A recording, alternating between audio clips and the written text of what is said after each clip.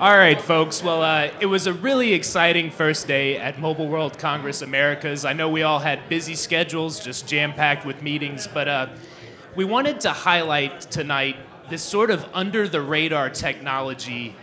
You might not have heard about it today, but maybe by show of hands, 5G. Is anybody familiar with that?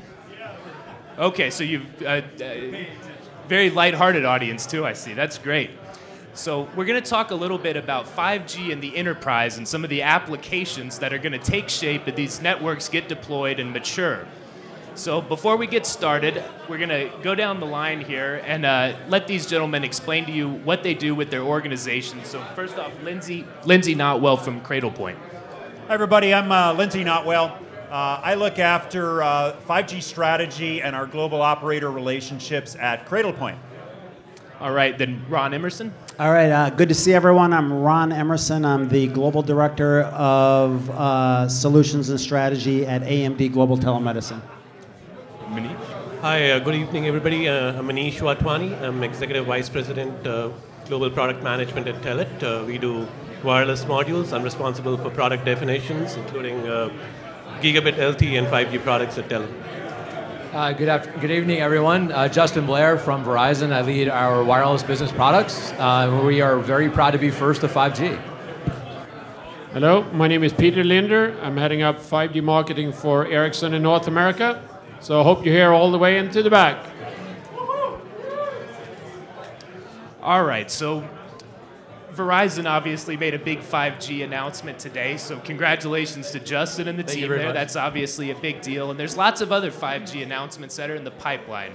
Right now, a lot of this is all consumer-facing. It's mobile broadband at home through a fixed wireless delivery. After that, we're going to see mobile broadband once handsets hit the market. But there's a lot of money to be made in the enterprise space as the latency and capacity of 5G takes shape and these applications get articulated. So we've got a broad set of expertise up here. Peter, maybe we'll start with you.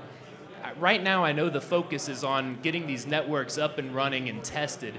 But as that develops, what do you see really driving value into the enterprise in terms of 5G use cases?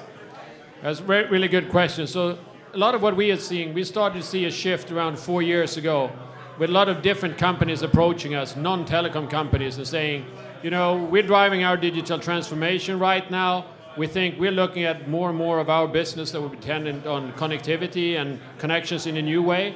Tell us what you guys are doing next, because we're seeing that we want to latch on to that train.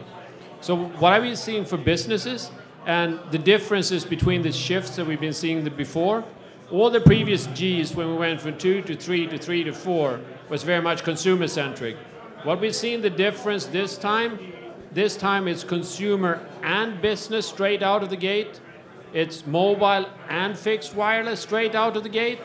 And the next one is no one is betting on being second to the party or a fast follower strategy. Everybody sees that you need to get out early, try it out, and being among the first movers.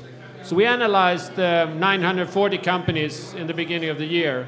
74% said we want to get a first mover advantage. All of those ones were businesses. Speaking of first mover advantages, Justin, pull the curtain back a little bit for us. After this residential offering goes live on October 1st, can you tell us a little bit about what's going to happen next in terms of Verizon internally working to articulate some of these enterprise use cases ahead of going to market with them?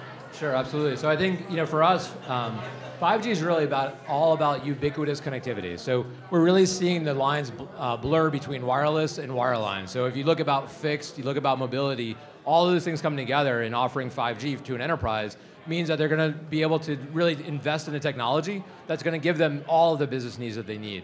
So if you think about business at Verizon, you know, we're not just first to 5G on consumer. We've actually been doing pre-commercial trials with businesses. We've been inviting businesses to participate in our trial locations already. So the 4 launch markets that we just talked about today as part of our launch, October 1st, installation ready.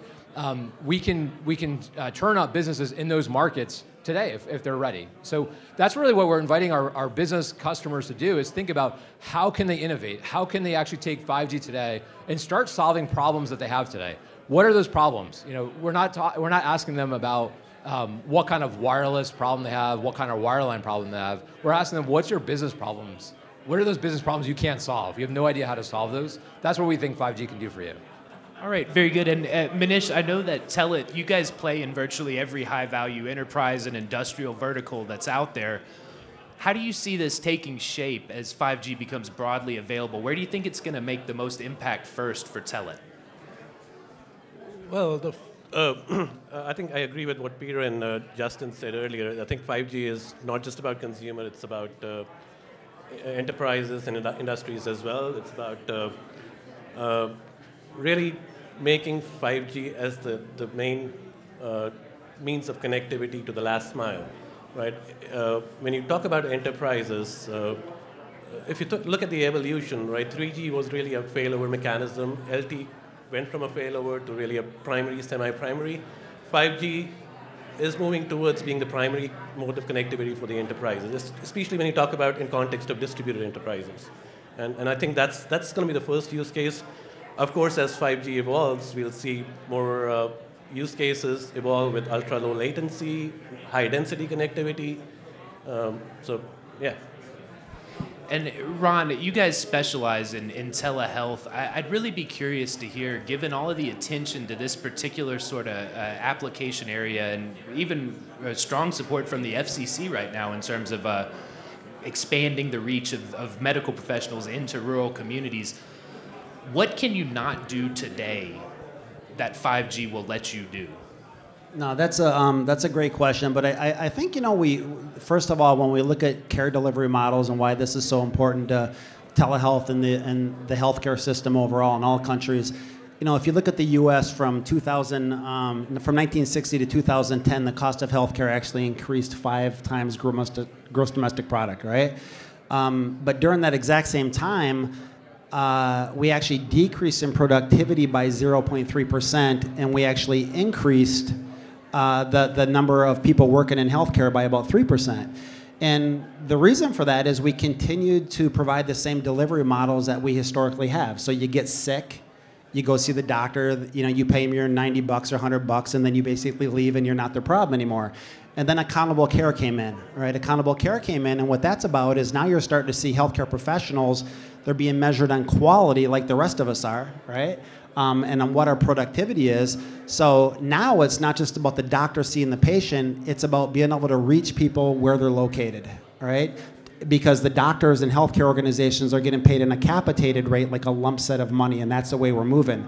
So it's not just about the doctor, it's about the care team. And if you look at the Department of Labor, about 77% of the time, people spend their time in 2 places. It's called work and home. And where's the location that most of us can't get any type of health care? It's work and home, right?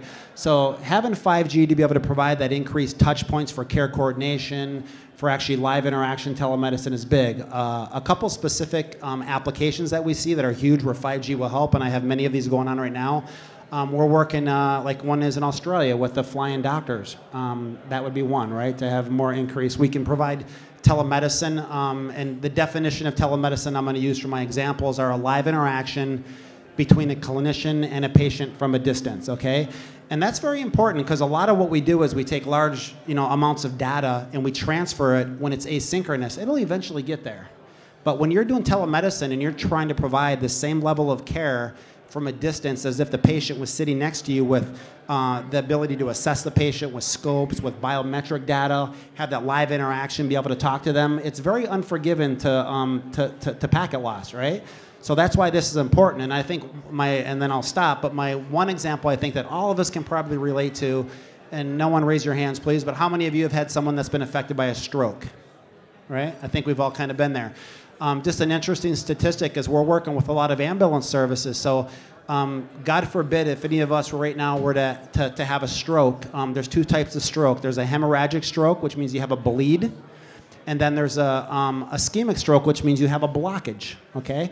Now the blockage type, if you treat that within 3 hours of the onset of symptoms, you use a drug called TPA. It'll basically break that clot, and it'll basically provide blood and oxygen to that part of the brain. So the difference between receiving that and not receiving that can literally be you getting up and walking out of the emergency room, or you having to have years of rehabilitation and never recovering.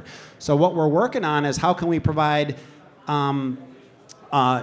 vascular neurologists the ability, because you have a 3-hour window, to be able to assess patients in the ambulance, get actual real-time data, and administer TPA inside of ambulances, which actually makes a distance. And this is something we struggle with all the time because of bandwidth availability when the ambulances are on the move.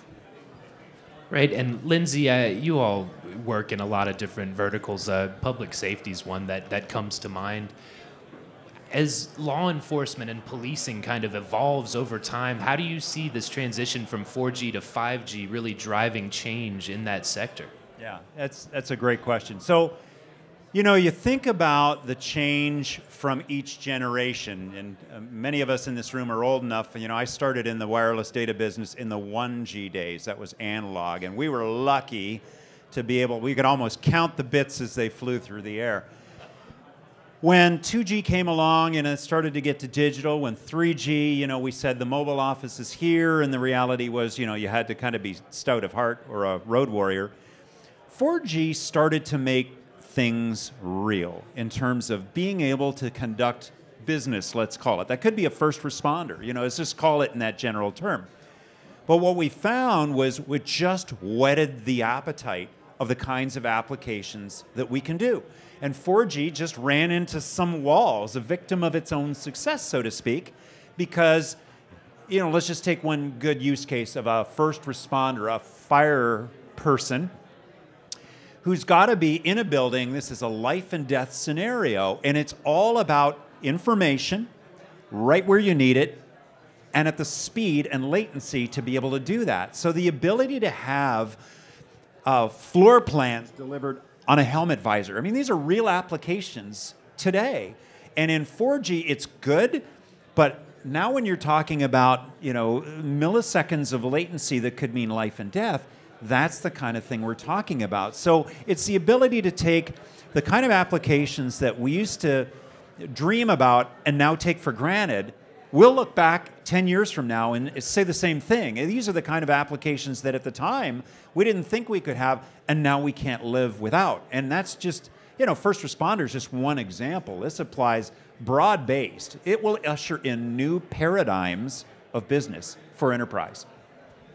All right, so the AR, VR, and firefighters, this is a great example, but maybe let's pull it back a little bit, make it a little more relatable here. Does everybody in the room, do you use video conferencing as a part of your workflow pretty regularly? And I assume if you're like me, it's frustrating. Jitter and lag, it really kind of boggles the communication and makes it just a little difficult to carry on a conversation. And that's all going to change, right, with 5G, Lindsay?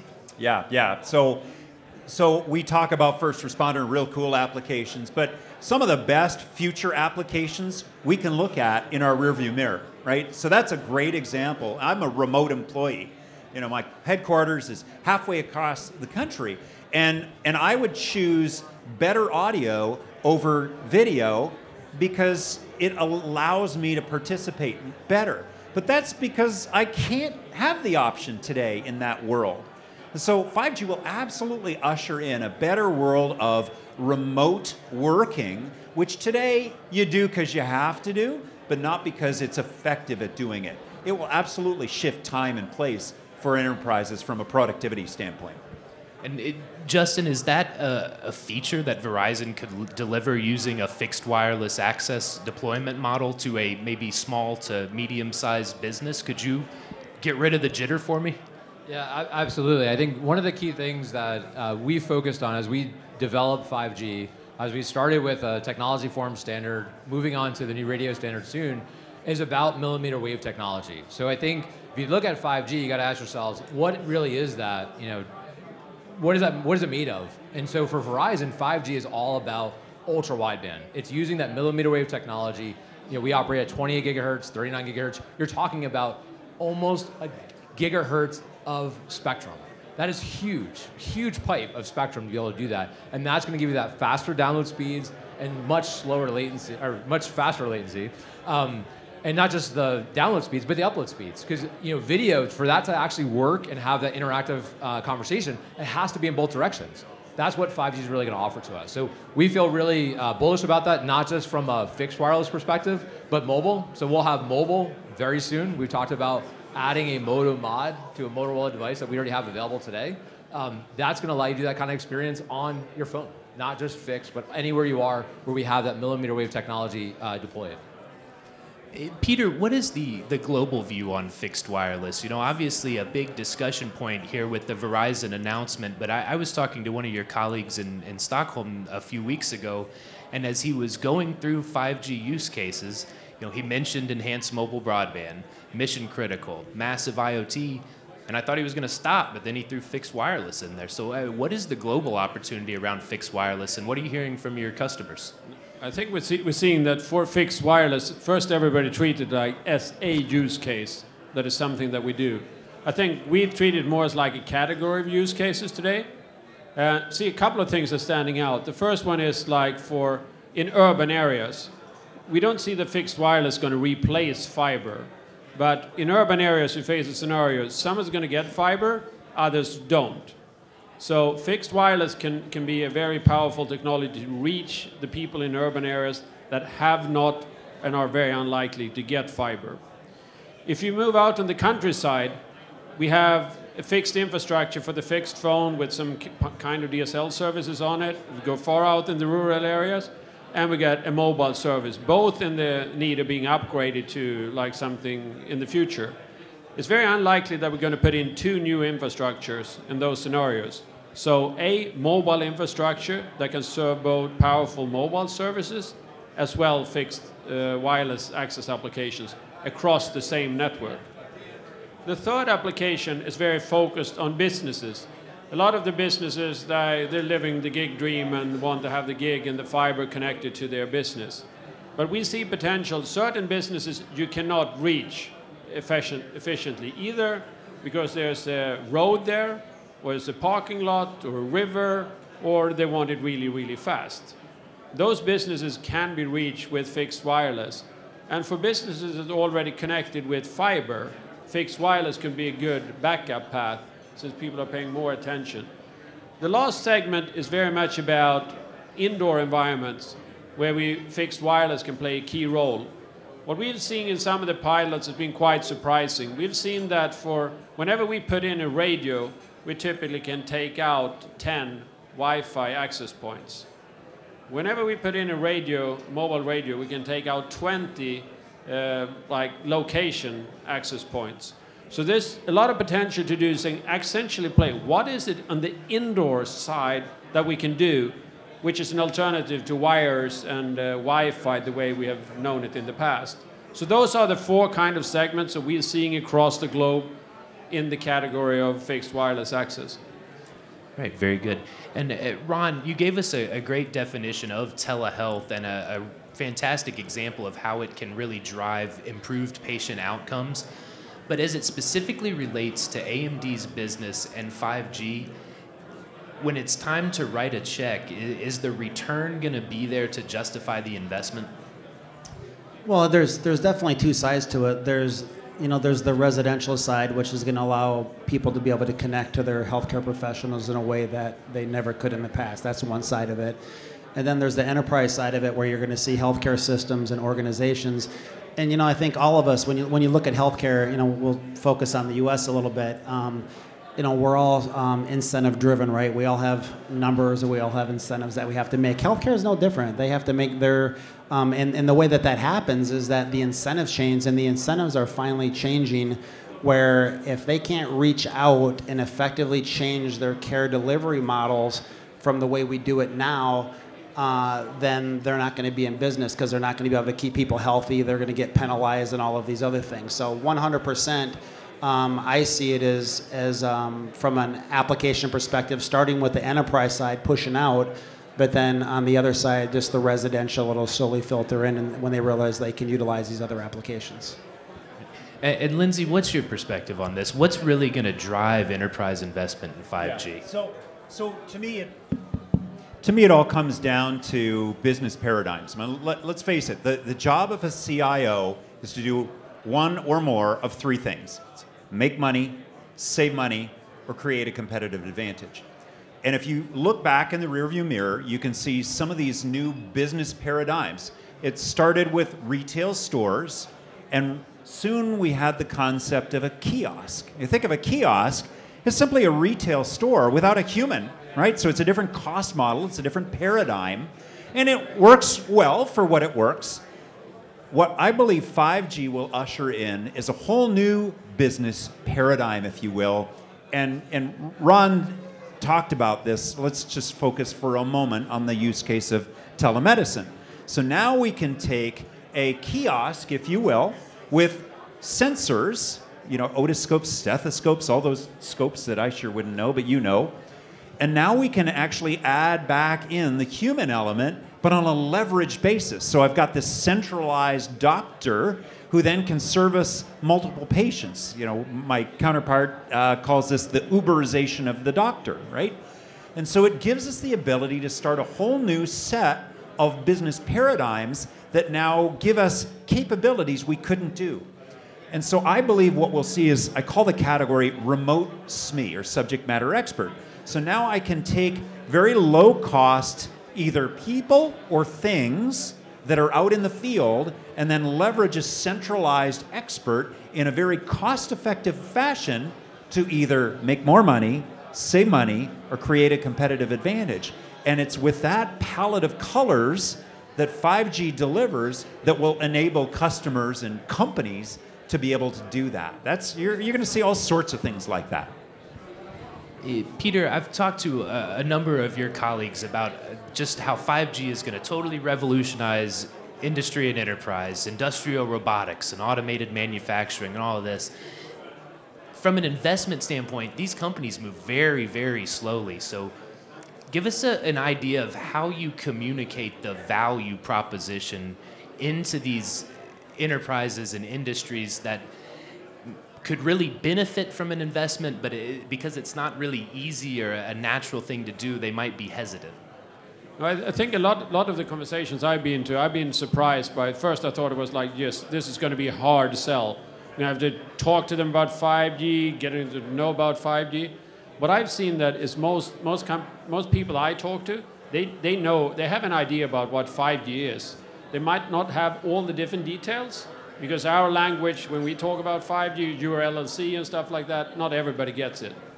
So what I think is happening is that there is an underlying demand with the digitalization of businesses, where they're looking at some of the interesting technology that can be like a cornerstone or a platform. The closest I've seen to this is when, in the 90s, when the web came and dial-up service and so on, every company needed to have a website, because otherwise you were not really in business if you didn't have a website. So whether you knew what you were doing or not, you wanted to have a website. Fast forward 10 years, it was very much the same thing. What do you want to do? Well, we need to have an app. We need to have an app for this, an app for that.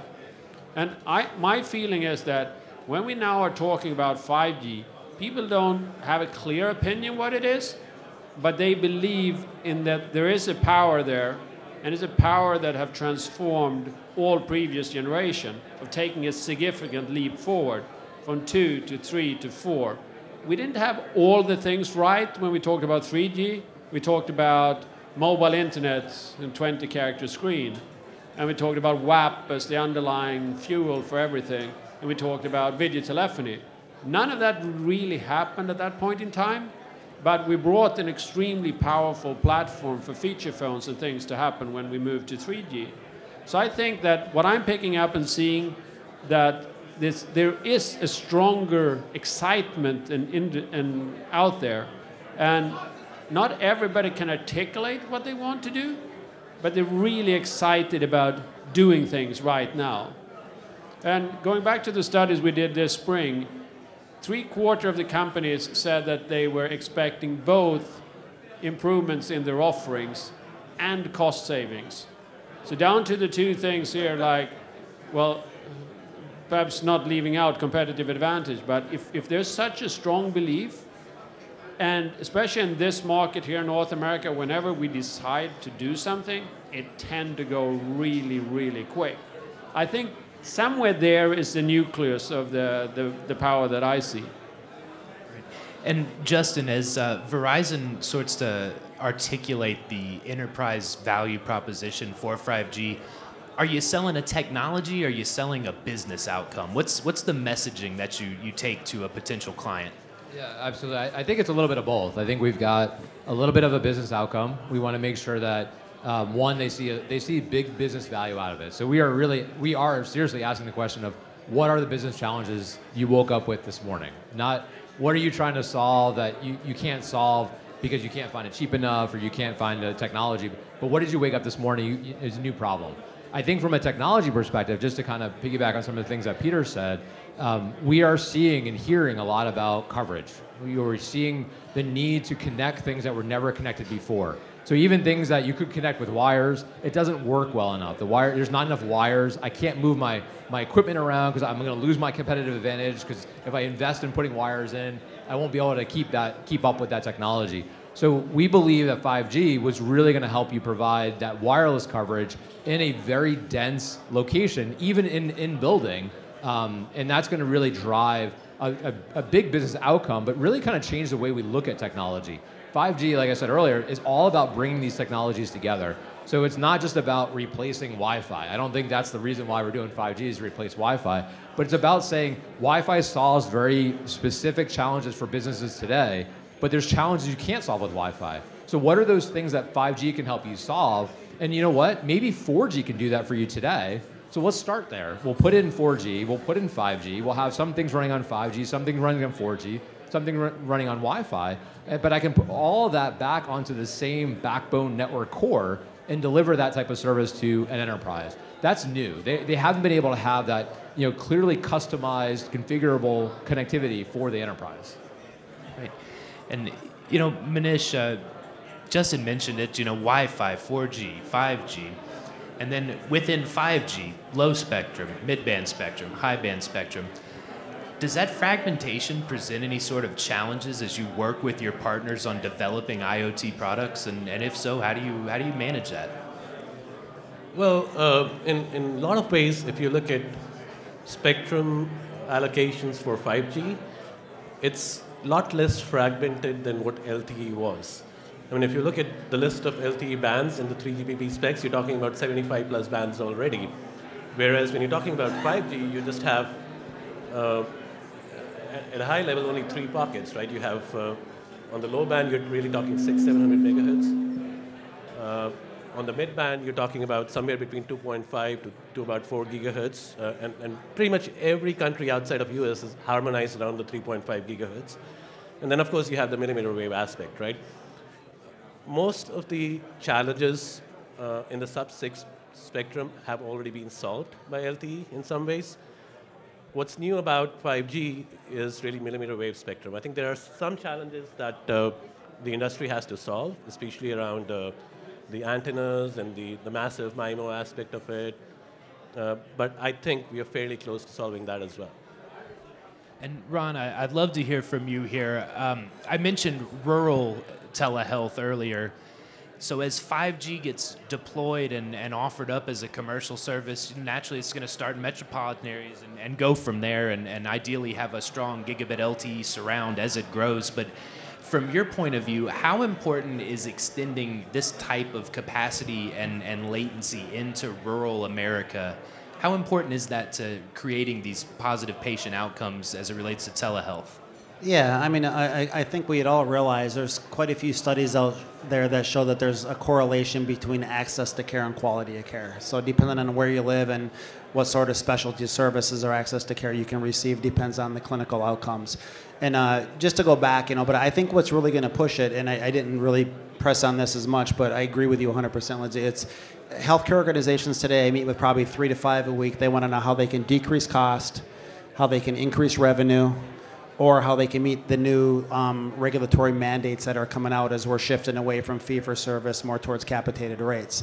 So to your point, it's about all areas, and it will start in the metropolitan areas, but when you look at the challenges of geography and demographics of healthcare, I think it's fairly obvious, of course, that the bigger impact is going to be in the rural areas where people can't easily get into the organizations as they could in the metropolitan. So, Lindsay, I think we've developed consensus among telecom ecosystem stakeholders. 5G is ready for the enterprise. Is the inverse true? Is the enterprise ready to adopt 5G? Well, it's funny. We talked about rural, and we talked about different spectrum, and we talked about 4G and the roadway. I mean, we've been calling this for some time now. This is a pathway to 5G. And let's face it, in millimeter wave, the build-out isn't going to be nationwide. It's going to be urban core out. But that's why the standards for gigabit LTE have been enhancing that, such that the user experience, even in the 4G world, is actually pretty darn good, and that will be deployed. It has been deployed pretty broadly. And so from that vantage point, we don't try and sell it as a technology. Look, this is a use case. And so for us, when we go and we consult with customers, we try to help them understand, there's technology to be had, and you need to understand what benefits this will provide you. But you're already doing this today. And what you can do is lay a foundation in your deployments today and be ready in this pathway such that when 5G comes and where it comes, you can plug that in. But you don't have to wait for the benefits. And the reality is that story resonates really well with customers because they are ready for that, as Peter said. And so it really becomes a question of their refresh cycle. We need to be talking to them about that, we collectively as an ecosystem, because you don't want to be waiting for that, you miss that window, and that next refresh cycle, 3-4 years from now, whoops, we've missed out on that. They can invest in that today, and they're absolutely willing and able and desirous of doing that.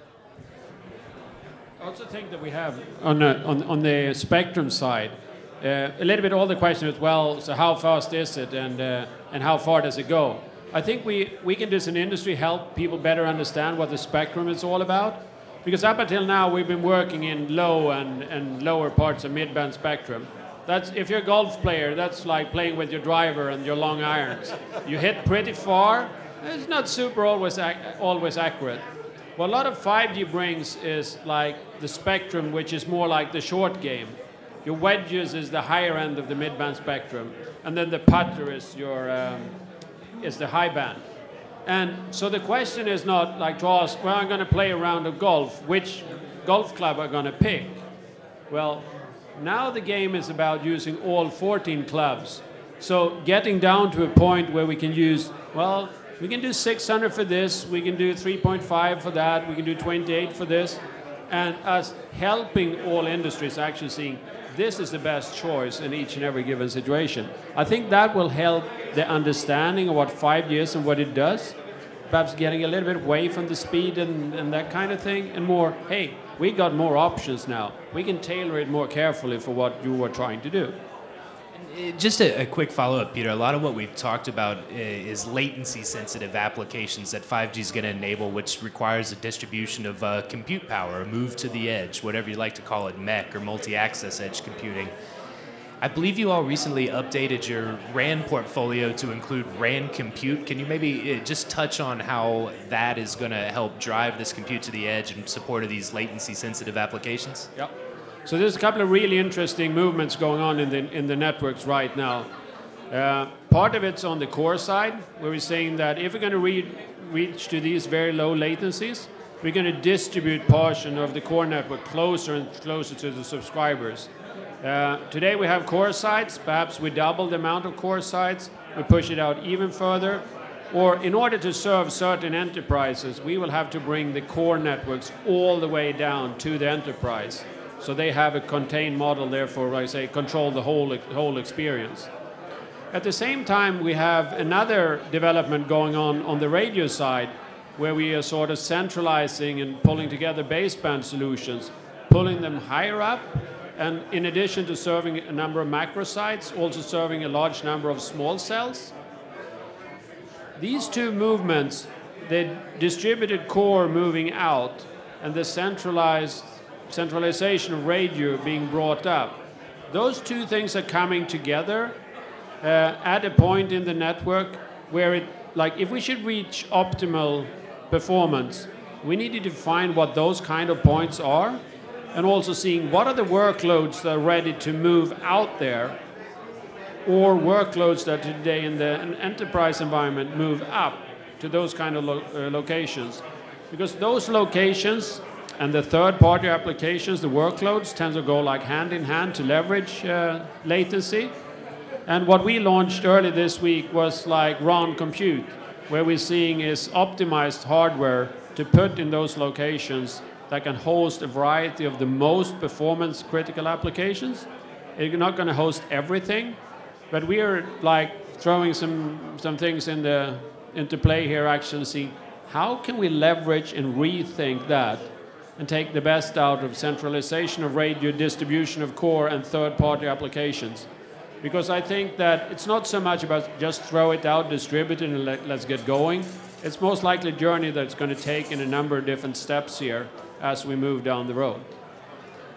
Justin, what's the operator perspective on that? Is development of edge infrastructure, is that something Verizon is eager to go invest in and build out a bunch of micro data centers, or would you maybe prefer that be offered up as a service, perhaps?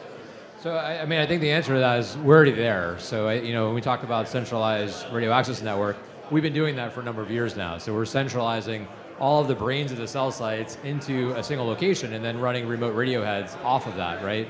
So that's something that we've been doing for a while. We've also put in what is like a cloud edge already into our network. So that's something that we've embraced virtualization. So we've taken our network elements, we've virtualized those, and then we've started to then take that same virtualization and put that into the applications. So we're already asking our partners to come, on that journey with us. So rather than put in a product that's based upon a cloud service, having to put that service in the cloud, we want that service running in the edge of our network. So that's something we're doing on 4G today. So getting to MEC actually is a very easy step beyond that so that we can develop the same thing for 5G. And then the other thing that we're doing, we're actually demonstrating this in our booth, is around the enterprise MEC. How do I take the services? And this is something that we've had this conversation with Ericsson, I think, for 4 years now. There's been an appetite to do this. I don't think businesses were ready. I don't think our network was ready, 4 years ago. One of the key things is how do I take an Ericsson cell site and put that anywhere I want in the country? How do I put that into the hands of an enterprise? That's something that we're ready to do today. We want to put services right next to that coverage. So not only are they providing coverage in building, but they also have the opportunity to run those services locally in their premises. And that's what's going to kick off that industrial revolution, that next step, right? It's really being able to give that type of control to the enterprise so they can take more control over those use cases, which really helps them drive that outcome. Right. Lindsay, I recently, and please don't ask me for the background on this, but had the opportunity to look inside of a Fayetteville, Arkansas police cruiser, and there was a Cradlepoint router in there. Is that the edge? That's a great point. Well, that's a great question, too, because the edge now, let's take that use case. You got a police officer, and that police officer has a body cam. That car has a dash cam. It's got a shotgun sensor. There's so many things. What is the edge? So in that kind of case, you have computing on body, in vehicle, in the trunk on our device, in the network edge, at some other distant point, in the cloud, and at the customer's data center. So at the end of the day, the edge will be where the best and most efficient use for that particular computing function should be. It might be before it hits the air link, it might be just after it hits the air link, or some combination. I don't think there's an easy answer to that, is the bottom line. So I guess we're expecting the policing to be at the edge? Yeah. Edge of tomorrow. So with that, do we have any questions from the audience? We've got a great panel of experts up here. It'd be a shame to let them get out of here without answering any tough questions. Show of hands, anybody? Questions? Jason. Sure. I think you guys touched a lot around it. Sean asked a couple questions, but there's a lot of things that go into creating a 5G network. Mobile edge compute, virtualization, network slicing, all of these kind of recipe items. And there's appetite for Verizon to undertake those things. But there's also the investment part of it, and maybe not for Verizon, but certainly for the companies that are going to be responsible for bringing that type of capabilities to like a rural telehealth situation. So how do you square the circle between the massive investments, multiple massive investments, and the desire to use these use cases, but to pay for them, right? So there's kind of a chicken and an egg that's going on. I was wondering how you square that circle. I can give it one go at one thing. I think that when we look at the business cases, we started a job 2 years ago trying to identify what are the use cases we think are either enhanced or enabled by 5G. So we came up with 200 use cases across 10 different industries and say, hey, this is these 200 different things. The challenge when you look at them use case by use case is like a little bit like putting up 200 bowling pins at the end of the wall and trying to roll a ball and hit something. Well, you can hit one or two. But if you go for 63 first and then 129 and then 186, there's very little synergies between those different cases. So the route we went down, we started to look at what are the use cases here where there's synergies between from a go-to-market model. Similar challenges, so if you do A for industry 1, you can do A for industry 2 too. And we looked at it both from the go-to-market model and from a deployment challenge model. When you approach it like that, you can start clustering use cases. And when we start clustering use cases and looking at from the angle, what is simpler to deploy, what's simpler to go to market with, you find things in the lower square reasonably simple to deploy, reasonably simple to go to market with. And the other thing we found was that in these different clusters, there's typically 3 industries were dominating, racking up 75% of the potential in that particular cluster. So if you take all these 200 bowling pins and start lining them up in lanes with 10-ish or 20-ish in each lane, and you work with a good, you develop the ecosystem for the things you think are coming first, it's likely that there are pins behind that will come as a direct consequence of you doing a decent preposition for the things that's developing further. And most likely we'll have to look at these kind of things in terms of synergies to create some kind of focus. I normally describe it like how it was for me when I went to university. If you would have given me 200 courses and me to pick an engineering degree out of that, I would have no clue. But if you sort of put them up, 3 courses first semester, 3 courses second semester, we can get some kind of a focus. And I think that focus is very much the essence of what I think we need to find for going after some of these segments.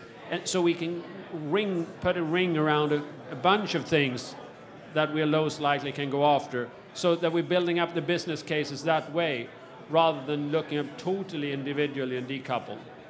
I think the other thing I would add to that is the question you say about investment presumes that there's some nothingness to somethingness, but that's not the case. We've got all of the use cases in 4G that people love and want to just enhance, and so that's why we keep talking about this pathway. People can be doing this today, and because the standards have said, well, 4G is going to work alongside hand-in-glove 5G for the foreseeable future, and we're going to enhance the performance of that, they don't have to wait until that investment has been made. They can actually make money along the way and then just expand it. It's really an elegant approach, frankly. Do we have any other questions in the audience? Yes, sir. Hi, guys. I'm going to get feedback here. Let me step forward. Joe Madden, Mobile Experts. So my question is about the cadence of what's going on. We're talking about 5G IoT, right? And in the mobile broadband market, what we do is we iterate our standards. Every 18 months, we have another standard. And that's been really great for the last 20 years. We keep iterating standards, and that brings down the cost per bit. But imagine the IoT world where you have, let's say you have applications where the battery has to last for 20 years, and then you go around changing the standard every 18 months. So we could be on release 23 of the 3GPP standards before the battery even runs dry. So I'm wondering, how do we deal with that? That's a really different business model for the IoT market compared to the mobile broadband market. And how do we adjust as an industry to deal with that? Were you in my 5 p.m. meeting? Because I had this conversation at 5 o'clock. This is awesome. No, I mean, absolutely. I think what we're looking for, just to kind of build upon some of the things Lindsay was talking about, this 4G to 5G pathway, we have to put a stake in the ground and say, those solutions that we're going to put into our partners' hands or into our customers' hands have to be forward compatible, right? So what we're really focused on, at least specifically myself and Verizon, is about maturing the ecosystem. So it's not just about the network or the partners that we leverage in the network, but it's about our partners like Cradlepoint from a device perspective. It's about the module makers and the chipset makers, and how do we build these ecosystems that we create maturity and we let it go, and then we move on to the next revision. We create maturity and we let it go. The conversation I was having was, how do I do software updates on narrowband IoT? That's not an easy thing to do. It's not something I want to do. And quite frankly, we should develop the technology so I don't have to do it, right? So I want to be able to do that. So if I'm going to build a 20-year battery, I'm going to have a 20-year network, and I don't have to ever update the software on that. So it takes a lot of work. It takes a lot of collaboration and partnership, but that's what we're all about. And I think that's really the thing that we want to do, is create that ecosystem where that is possible. Okay. Peter, I know you want to take a shot at this one, but I just want to remind you, you've used a golf and a bowling analogy, so if you could please stick to that paradigm and use some sort of low-impact sport comparison, that'd be very helpful. Absolutely. Let's just go for the strike. No, so I think that you're pointing to very important questions, and I think the major difference right now, all the previous technology, we defined 2G and 3G. We were not really defining them for being used for something else than making phones connecting to them. And then they were applied in a variety of different ways with over-the-top applications. As we're discussing right now, I see a few things that are quite different. The first one is that we don't build 5G as an overlay to 4G. It's very much an integration of the two, so that we envision that the two of them has quite a bit of lifespan ahead of us. The second thing is that the development that have taken place, 4G has gone in two very different directions, with faster and faster, LTE Advanced Pro, and then Cat M1 and LTE. And I think that as an industry, we're going to come to another analogy here. As an industry, before, we have been very much about the guys selling cheese, but just doing one thing, big Parmesan wheels. That's mobile broadband. We do one thing, we do a lot of it, and it's like, that's the needle mover, that's the thing we take care of, and there's new phones every year, and we need to feed them with a big Parmesan wheel. What you're pointing out right now is that we've got a lot of new businesses, a lot smaller things. So all of a sudden, we're not people asking for the big Parmesan wheel. They want like 3 ounce of brie, 4 ounce of gorgonzola, and like the whole sum of all of those cheeses is going to make up a big market. So I think we are way more motivated to pay attention now to things that 100 of those could be a needle mover, versus in the past we were so busy just riding the curve up with connecting smartphones and connecting more smartphones. So we as an industry, we were so super busy with that, and that all attention tended to gravitate towards that in how we operated. But I think right now we see as an industry that these smaller things, and a lot of small things, is playing an important role in setting the pace for where we're going. Manish, yeah? Yeah, maybe I can give you my perspective on this. If you look at how, by the way, LTE was a long-term evolution. I think 5G is going to be a longer-term evolution. It's going to take much longer term to evolve and address all the use cases we talk about. If you look at what happened with LTE, really standards were defined in late 2008, 2009 timeframe. And we really started talking about IoT and LTE in about 2015, 2016 timeframe. The reason that happened was, I think when the operators and the silicon vendors, the infra vendors, they're making investments, they really want to get an early return on investment, which is primarily through higher bandwidth, more consumer-centric applications today. And then eventually that market got saturated, and then we started looking into the adjacent markets, so to speak, right?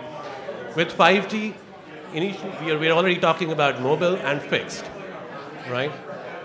Then there's going to be a phase of how do we enable the ultra low latency applications, which is going to come in the subsequent releases more and more. And then the last phase will be how do I address the billions of things that we have to connect in a very high dense environment, right? And because we have a good baseline with LTE already, which wasn't the case when LTE took over from 3G, maybe that the really low data rate IoT applications might be a longer term evolution for 5G than. Do we have any other questions out there? Anyone? Well, look, with that, let's hear a round of applause for our sponsors, Cradlepoint. Big round of applause for our panelists.